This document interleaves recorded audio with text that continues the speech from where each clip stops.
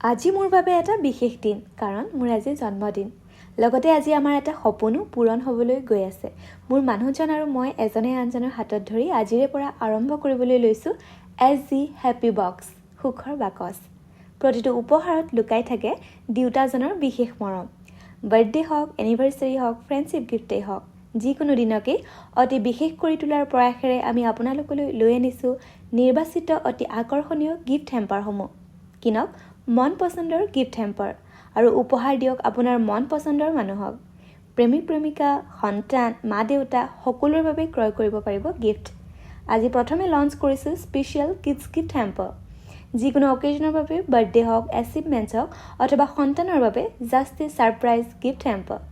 কেৱল ইমানেই নহয় আমি লৈ আহিছো স্কুপ লাকি বক্স চামুচত যি উঠিব সেইখিনি সামগ্ৰী আপোনাৰ পৰৱৰ্তী ভিডিঅ'ত